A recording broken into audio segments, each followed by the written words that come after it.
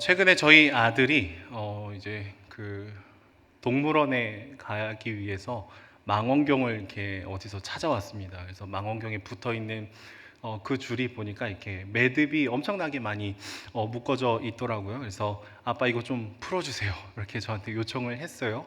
제가 굉장히 고급 기술을 써서 그 매듭을 풀었습니다.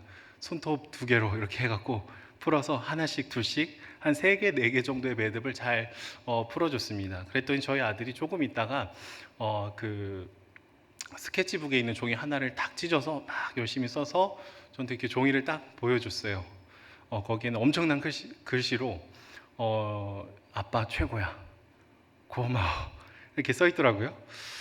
지금처럼 아직 어릴 때는요, 부모를 더 많이 의지하고 사랑을 더 많이 표현해 줄 때입니다. 아마 저희들 아들에게 있어서는 저는 여전히 이 아빠라는 존재는 굉장히 크고 여전히 불가능한 일이 별로 없어 보이는 굉장히 큰 어른으로 인식이 될 것입니다. 하지만 저희 아들이 중2가 되면 어떻게 될까요? 저랑 함께하는 시간을 그리 달가워하지 않을 것입니다. 친구들과 보내는 시간이 훨씬 더 많아질 것입니다. 그리고 웬만한 것은 자기 스스로 다 할 수 있을 거예요. 아마 제가 도와주겠다고 하고 잔소리를 하면은 아마 저희 아들은 아빠 이제 내가 알아서 잘 할 수 있어요, 이렇게 얘기를 하면서 아무것도 제대로 하지 못할 것입니다. 왜냐하면 중2라는 나이는 자기가 알아서 다 하겠다고 말하지만 자기가 알아서 하는 것이라고는 거의 없기 때문이죠. 제가 중등부를 섬길 때 아이들의 그 실존을 마주했습니다. 알아서 할 것 같지만 전혀 하지 않는 이런 나이입니다. 근데 만약에 저희 아이가 더 커서요, 성인이 됐어요, 뭐 직장을 갖고 나름대로 뭐 사회생활을 하게 되면은 저의 말을 더 안 듣기 시작할 것입니다. 아빠가 볼 땐 여기가 더 나은 것 같은데, 아유, 아빠가 잘 몰라서 그래요. 이게 맞는 것 같은데 아빠가 뭘 알아요. 그런 날이 분명히 올 거예요. 저희 아이들이 저를 싫어하는 것은 아니지만 아이가 커감에 따라서 아이의 마음이 조금씩 조금씩 이렇게 높아지게 되는 것이죠. 제가 좋은 말을 한다고 해도 내가 더 잘 알고 좋은 조언을 해주려고 해도 그 부모의 말이 아이들의 마음에 닿지 않는 순간들이 있게 됩니다. 아이들의 마음이 높아지게 되면은 부모의 말이 이제 먹히지 않는 시점이 오게 되고, 특별히 주일학교에 아이들을 데리고 오시던 우리 부모님들이 청년부가 되면은 부모의 말이 먹히지 않는다라는 것을 알게 되죠. 아이들이 한편으로는 성장한 것이지만 한편으로는 자기의 주관이 굉장히 뚜렷해지게 되는 것이죠. 시간이 조금 더 지나서 우리 부모님의 말이 다 맞구나 라는 것을 느낄 때쯤에는 굉장히 이제 성숙한 시간을 마주했을 것입니다. 그런데 그 시간을 마주하기 전에는 젊은 세대들은 기성세대의 얘기들을 잘 듣지 않아요. 자기 생각, 높아진 마음, 듣지 않는 그 마음들이 주어지게 되는 것이죠. 여러분, 오늘 말씀의 본문의 수신자들도 비슷합니다. 야고보서의 수신자들은요, 흩어져 있는 교회들이었습니다. 사회 주변부에 흩어져 있으면서 세상의 중심을 굉장히 지나치게 갈망하는, 저기 살았으면 좋겠다, 우리 아들이 뭐 저 기업에 갔으면 좋겠다, 끊임없이 세상의 소유와 성공과 성취를 굉장히 갈망하는 마음의 흐름들이 분명히 있었습니다. 근데 그들은 불신자가 아니었어요. 복음을 듣고 복음을 알고 복음을 경험했었던 사람들입니다. 하지만 이 복음을 듣고 알았음에도 불구하고 세상에서 추구하는 많은 기준과 가치관들이 교회 안에 있는 사람이나 교회 밖에 있는 사람이나 비슷한 강도로 작동을 하고 있었다라는 것이죠. 예수 그리스도의 십자가의 죽으심, 부활 다 알았습니다. 들어보았습니다. 모르는 바가 아니었을 거예요. 그런데 하나님만 온전히 믿고 살아가기에는 내가 너무 컸다고 생각하는 것이죠. 순진하게 주님 말씀만 붙들고 걸어가기에는 현실이 녹록지 않던데요. 기도해도 별로 응답도 안 되던데요. 여전히 많은 것들을 준비해야 하던데요. 하나님만 믿고 하나님을 위해서 시간을 투자하는 것이 저에게 별로 도움이 안 되던데요 라는 그런 굉장히 높아진 마음, 그 높아진 마음이 이 수신자들 마음 가운데 있었다라는 것이죠. 마치 다 커버린 자녀들처럼 아빠가 뭘 알아요? 제가 더 잘 알아요. 그렇게 살 수 없어요. 보이지 않는 주님만 믿고 걸어가기에는 현실이 얼마나 치열한지 알아요? 오히려 반문을 하는 것이죠.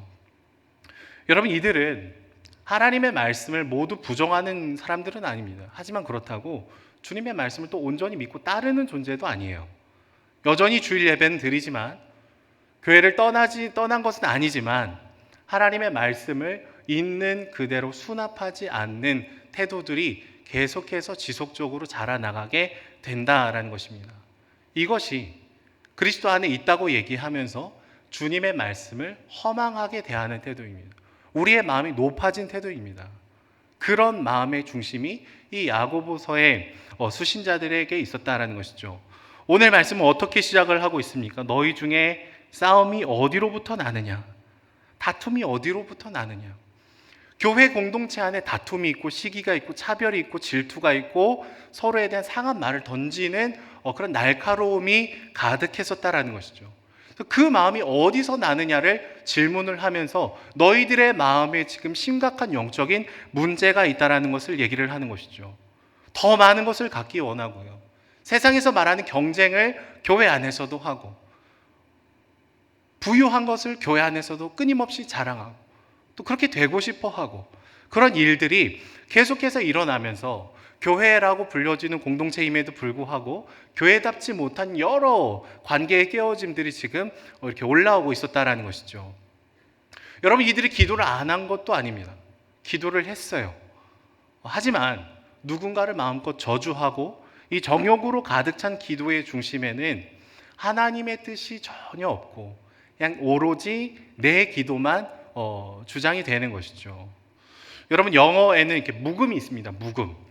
무엇을 알다라고 할 때 know라고 하잖아요. KNOW라고 쓰는데 K는 발음을 하지 않습니다. 글로 쓰고 눈으로 읽지만 크노우라고 하지 않아요. 그냥 know라고 그러지. 크를 발음하지는 않는 것이죠. 근데 우리가 하나님의 말씀을 읽고 듣고 대할 때 우리가 주님의 말씀을 묵음 처리하는 순간이 있어요. 나에게 유익이 되면은, 나에게 익숙하면은, 나에게 뭔가 위로가 되면 그 말씀을 아멘하지만 누군가를 용서하십시오. 하나님을 사랑한다고 하면서 형제자매를 용서하지 않는 것은 말도 안 됩니다. 이런 말씀을 들으면 우리 마음에 그 말씀을 그냥 약간 막 이렇게 묵음 처리하면서 지나가는 것이죠. 이 땅을 살아가면서 주님이 원하는 삶의 방식을 따라가는 것을 마치 너무 현실적이지 않거나 너무 순진한 것 정도로 치부하게 되는 그 마음이 은연중에 우리 안에 들어오게 되면은 여러분, 우리는 야고보서의 이 수신자들과 비슷한 결말을 마주하게 됩니다. 다투고 싸우고 정죄하고 비판하면서 나의 거룩함을 느껴가는 잘못된 인식이 우리 안에 주어들게 되는 것이죠. 그런 마음으로 기도를 하는 것은 잘못 구하는 기도다라고 오늘 얘기를 하고 있습니다. 왜냐하면 그 베이스에, 그 기본에 하나님을 향한 신뢰가 없기 때문에 그래요. 하나님의 말씀을 오로지 다 순종하려는 마음이 없이 좋으면 삼키고 쓰면 뱉는, 하나님의 말씀은 너무 현실적이지 않아요라는 그 정도의 마음으로는요, 우리가 그 다음에 기도를 아무리 한다고 한들 그 기도에는 주님의 뜻이 담겨 있지 않고 애초에 하나님을 향한 신뢰 자체가 없다라는 것이죠. 정욕들로 가득 찬 기도입니다. 여러분, 물론 사람이라는 존재가 늘 정욕을 배제하고 주님 앞에 기도할 수는 없습니다. 우리는 늘 정욕이 묻어있는 기도로 출발을 하죠. 거룩해 보이지만 내가 중심인. 그러나 하나님께서 우리의 마음을 만져주시면 우리는 다시금 하나님의 뜻이 우리 안에 더욱더 깊어지는 것을 경험하게 됩니다.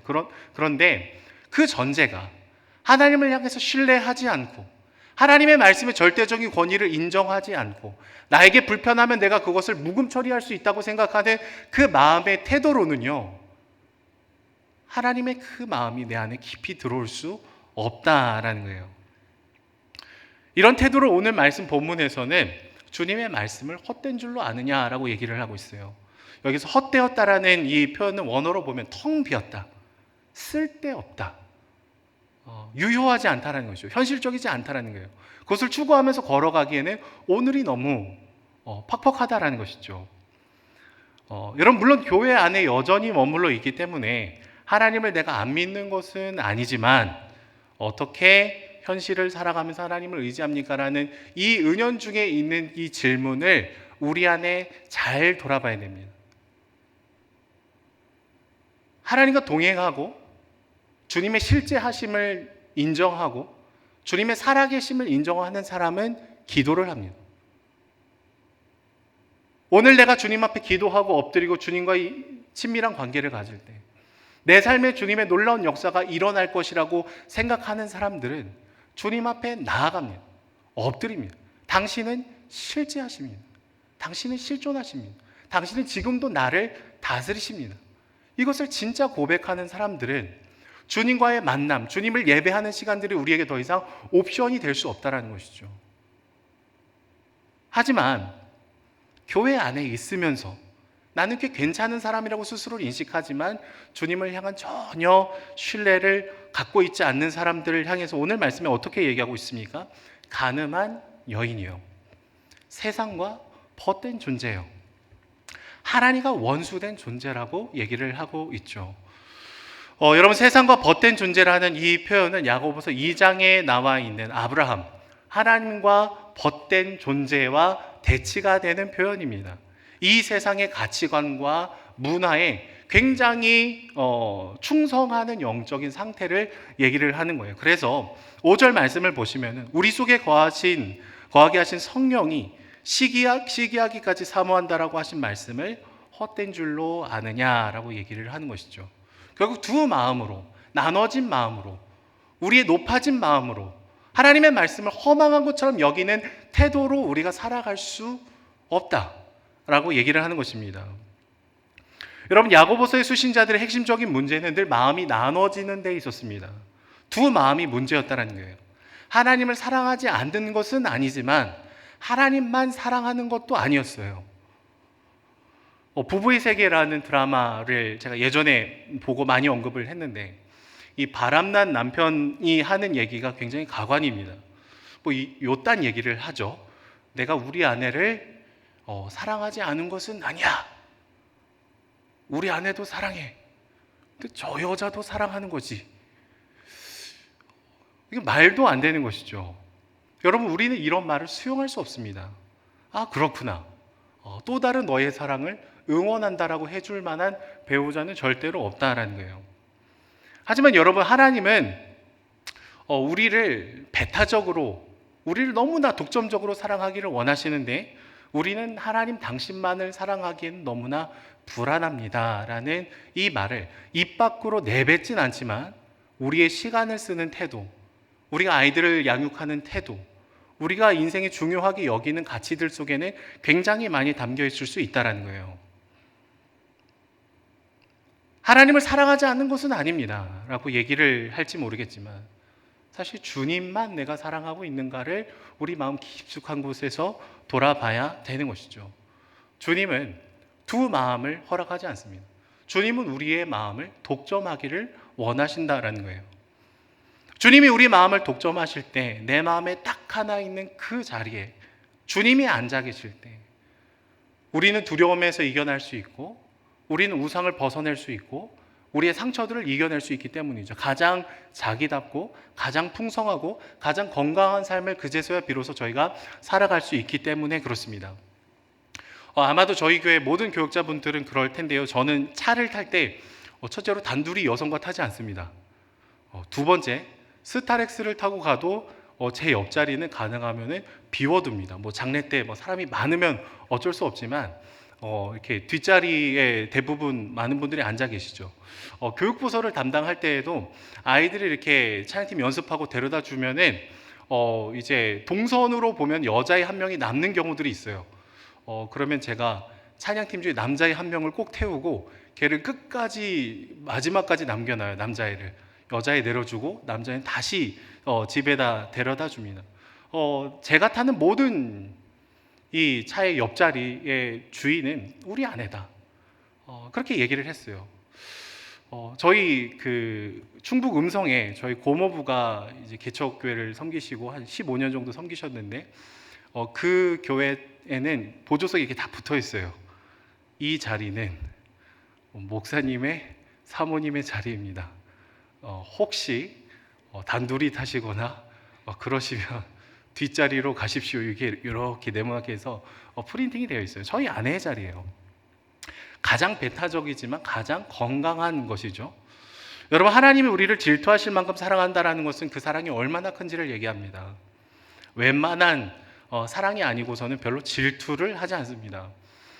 제가 새벽 예배 때 말씀드렸는데 저희 셋째가 최근에 좋아하는 남자아이가 생겼습니다. 교인분의 아들이기 때문에 제가 이름을 밝힐 수 없지만 저는 저희 딸이 다른 남자에게 여보라고 부르는 것을 허용할 마음의 준비가 전혀 되지 않았습니다. 저는 저희 딸을 질투하며 사랑합니다.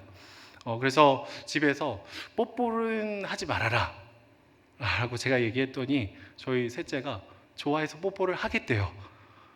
제가 시무룩해졌어요. 그래서 결국 어떻게 설득해서 손만 잡아라 라고 얘기를 했죠. 그래서 누군가가 너에게 뽀뽀를 시도한다면, 너를 껴안으려고 한다면 X자를 그리면서 안 돼! 라고 크게 외치라고 제가 이렇게 교육을 했어요. 그랬더니 저희 딸이 저를 보면서 안 돼! 라고 외치더라고요.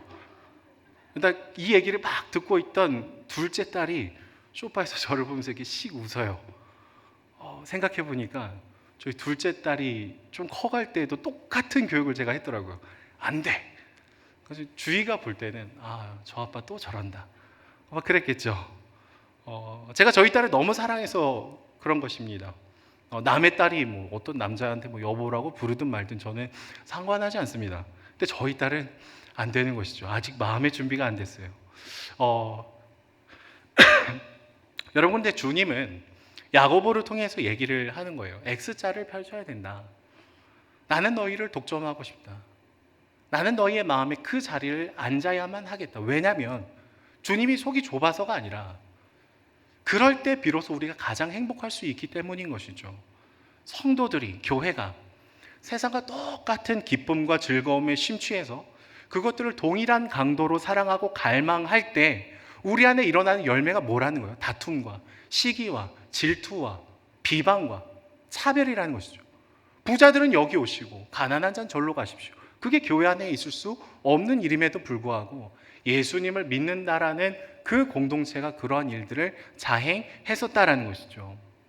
여러분, 하나님은 우리를 너무나 많이 사랑하시고 그렇기 때문에 우리를 독점하기를 원하신다라는 거예요. 세상에서 추구하는 것들은 대부분 잠시 있다가 사라질 무엇인가를 우리에게 소유하라고 얘기합니다. 그것을 힘들게 성취하면 또 다른 무엇인가를 잉태하게 되어 있죠. 그런 허망한 것들에 너희들을 빼앗길 수 없다라고 지금 외치고 있다라는 것이죠. 저 안에 사랑하는 여러분, 여러분 스스로에게 고백을 하십시오. 주님은 나를 질투하실 만큼 사랑하신다. 오늘 이 말씀이 헛되지 않았고 그 말씀을 우리가 있는 그대로 받아들여야 된다라고 얘기를 하고 있습니다. 9절 말씀을 보시면 뭐라고 얘기를 하고 있습니까? 슬퍼하며 애통하며 울지어다. 너희의 웃음을 애통으로, 너희의 즐거움을 근심으로 바꿀지어다 라고 얘기를 하고 있어요. 지금 너희들이 웃고 있는 대상, 세상의 즐거움에 취해 있지 말고 너희들이 이제는 전혀 다른 삶의 방식, 다른 기준, 다른 가치를 따라서 걸어가야 된다라고 얘기를 하는 것이죠. 저희가 주일 설교 때 최근에 팔복에 대한 얘기를 들었습니다. 애통해하는 자는 복이 있나니 그들이 위로를 받을 것이며 라고 얘기를 하죠. 여러분, 우리는 세상이 말하는 허망한 것들을 인생의 목적으로 두지 않고 영원한 것을 위해서 애통할 줄 알아야 돼요. 근심할 바에 근심할 수 있는 감각이 살아 있어야 되는 것이죠. 끊임없이 세상은 무엇인가를 더 사라고 얘기합니다. 더 넓은 곳으로 가라고 얘기합니다. 더 중심으로 뛰어가지 않으면 우리 인생이 불행할 것이라고, 가치가 없을 것이라고 우리에게 커다란 두려움을 주죠. 그러면 마치 경주마처럼 시선이 이렇게 좁아집니다. 시야가 좁아져요. 그것만 향해서 달려가고 저거 없으면 내 인생이 불안할 거라는 확신 속에 끌려가게 되는 것이죠. 그러나 주님은 우리의 시야를 넓혀서 하나님이 바라보시고 하나님이 근심하는 것에 근심할 수 있는 자들을 부르세요.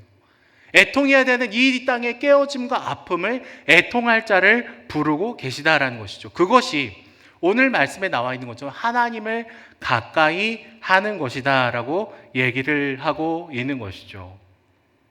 그러면 10절 말씀처럼 하나님의 말씀을 현실감이 없는 것처럼 생각하고 높아졌던 우리의 마음이 낮춰지고 온전한 마음으로 주님을 따르게 되는 것입니다.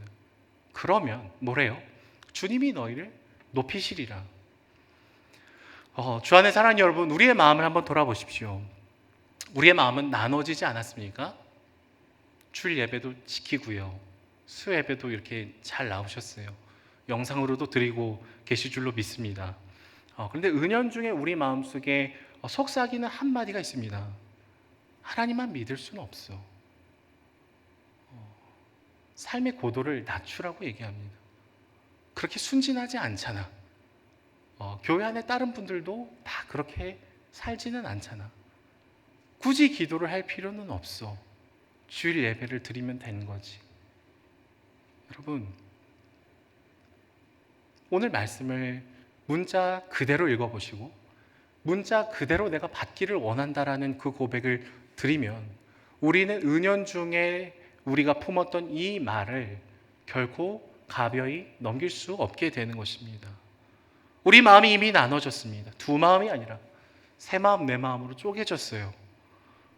주님의 말씀을 들으면서도 어려운 것은 제끼고 묵음 처리한다면 우리는 이 야고보서의 또 다른 수신자임에 분명한 것이죠.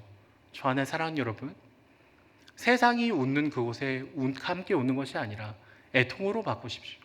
세상이 이것을 소유하면 너무 즐거울 거라고 얘기하는 그 즐거움이 끌려가는 것이 아니라 그것을 우리가 근심해야 할 바를 근심하는 자들로 서기를 원합니다. 우리가 주님 앞에 날마다 가까이 갈 때 전혀 다르지만 그러나 주님의 말씀 온전히 따르고 복종하기를 원할 때에 다시금 우리 안에 말로 닿을 수 없는 주님의 영광과 통치와 위로와 또 우리에게 맡겨주신 사명이 회복이 될 줄로 믿습니다.